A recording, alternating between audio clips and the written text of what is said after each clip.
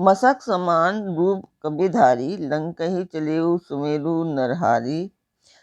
नाम लंकनी एक निशिचरी, सो कहे चलेहि मोहि निंदरी। ज्ञानेहि नहीं मरमु सठ मोरा, मोर आहार जानी लगी चोरा। मुठिगा एक महान कपिहानी, रुचिर बस बमत धरनी ठनमनी। विकल होसी तय कपि के मारे, तब जानेसु निशिचर संहारे। तात मोर अति पुण्य बहुता, देखो नयन राम कर दूता। नमस्कार व्यूअर्स, और आप सब लोग कैसे हैं? आशा करती हूँ आप सब लोग अच्छे होंगे, स्वस्थ होंगे और मेरा रामचरितमानस का पाठ अवश्य देखेंगे। तो शुरू करते हैं कि हमने कल क्या जाना था। मैं ये पाठ दोहे के साथ में हिंदी अनुवाद भी कर रही हूँ ताकि आप लोगों को अच्छे से समझ में आए कि इसका हिंदी अनुवाद हिंदी में कैसे है, और जो लोग दोहा समझ सकते हैं वो भी उनको भी पता लगे कि हाँ दोहे के साथ में ये ठीक है। जो लोग दोहा समझ सकते हैं वो ठीक है, वरना उसका हिंदी अनुवाद है कि वो हिंदी में भी समझ सकते हैं। तो अब चलते हैं कि हमने कल क्या जाना था।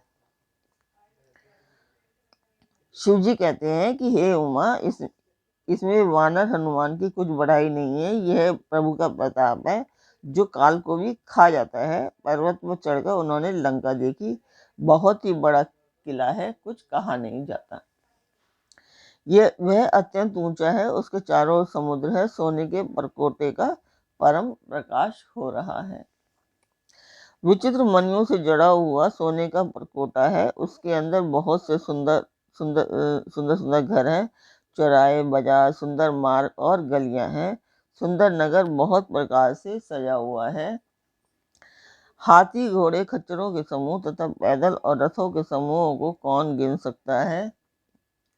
अनेकों रूपों के राक्षसों के दल हैं, उनकी अत्यंत बलवती सेना वर्णन करते नहीं बनती। वन, बाग, उपवन, फुलवाड़ी, तालाब, कुएं और बावलियां सुशोभित हैं। मनुष्य, नाग, देवताओं और गंधर्वों की कन्याएं अपने सौंदर्य से मुनियों के भी मनों को मोह लेती हैं। कहीं पर्वत के समान विशाल शरीर वाले बड़े ही बलवान मल्ल गरज रहे हैं। वे अनेकों अखाड़ों में बहुत प्रकार से भिड़ते और एक दूसरे को ललकारते हैं। तो अब आ जाते हैं कि हम ये रामचरितमानस का पाठ क्यों कर रहे हैं। तो ये एक शुभ कार्य के लिए है, इट मीन्स कि मंदिर के लिए है। तो वही कर रहे हैं, उसी के लिए प्रण लिया है, तो वो पूरा हो जाए, बस इसी के लिए प्रयत्न कर रहे हैं। तो फिर मैं उस मंदिर की एक छोटी सी क्लिप डाल देती हूँ, वो लोग आप उसको आप देखिए और कमेंट बॉक्स में मुझे अवश्य बताएं।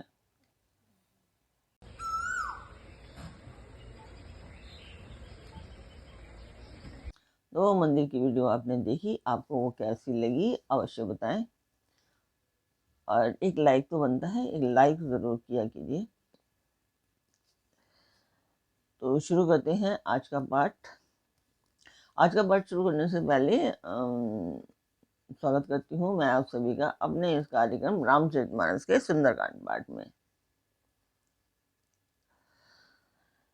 करी जतन भट कोटि ने, विकट तन नगर चहु दिशि रक्षहि। कहु महीप मानुष धेनु, खर अज खल निशाचर भक्षहि। एही लागी तुलसीदास, इन्हें की कथा कछु एक ही है कही। रघुवीर सरतीरथ सरी रही, त्यागी गति पही ही सही। भयंकर शरीर वाले करोड़ों योद्धा यत्न करके नगर की चारों दिशाओं में रखवाली करते हैं। कहीं दुष्ट राक्षस भैंसों, मनुष्य, गायों, गधों और बकरों को खा रहे हैं। तुलसीदास जी ने इनकी कथा इसलिए कुछ थोड़ी सी कही है किए निश्चय ही श्री रामचंद्र जी के वाण रूपी तीर्थ में शरीरों को त्याग कर परम गति पाएंगे। पूर्व रखवारे देखी बहु कभी मन कीन्ह विचार, अति लघु रूप धरो निशि नगर करो पैसार। नगर के बहुसंख्यक रखवालों को देखकर हनुमान जी ने मन में विचार किया कि अत्यंत छोटा रूप धरूं और रात के समय नगर में प्रवेश करूं। मशक समान रूप कभी धरी लंकहि चले सुमेरु नरहरि, नाम लंकनी एक निशाचरी सो कहें चलेसी मोहि निंदरी।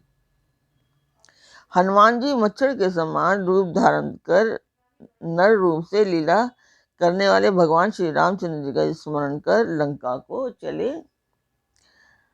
लंका के द्वार पर लंकनी नाम की एक राक्षसी रहती थी। वह बोली, मेरा निरादर करके कहाँ चला जा रहा है, मतलब मुझसे बिना पूछे कहाँ जा रहा है। जाने ही नहीं मरमू सठ मोरा, मोर आहार जहाँ लगी चोरा, मुटिका एक महा कभी हनी, रुधिर बमत धरनी ठन मनी। रे मूर्ख, तूने मेरा भेद नहीं जाना, जहाँ तक चोर हैं वे सब मेरे आहार हैं। महाकवि हनुमान जी ने उसे एक घूसा मारा, जिससे वह खून की उल्टी करती हुई पृथ्वी पर लुढ़क पड़ी। बोलो पवन पुत्र हनुमान जी की जय। पुनि संभारी उठी सुलंका, जोरी पानी कर विनय सशंका, जब रावणी ही ब्रह्म बर दीना, चलत विरंची कहा मोहि चीन्हा। वह लंकनी फिर अपने को संभाल कर उठी और डर के मारे हाथ जोड़कर विनती करने लगी। वह बोली, रावण को जब ब्रह्म जी ने वर दिया था, तब चलते समय उन्होंने मुझे राक्षसों के विनाश की यह पहचान बता दी थी।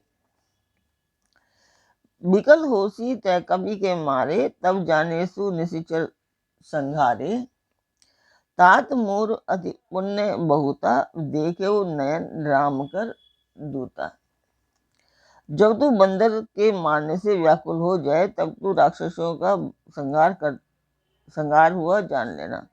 हे तात, मेरे बड़े पुण्य हैं जो मैं श्री रामचंद्र जी के दूत को नेत्रों से देख पाई। तात स्वर्ग अपवर्ग सुख धरिए तुला एक अंग, तुल न ताहि सकल मिली जो सुख लव सत्संग।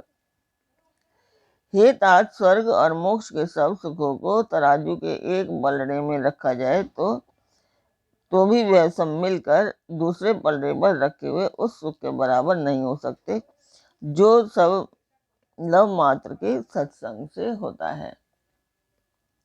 प्रवीसी नगर कीजे सब काजा, हृदय राखी कौशलपुर राजा, गरल सुधा रिबु करही मिताई, गोपद सिंधु अनल सितलाई।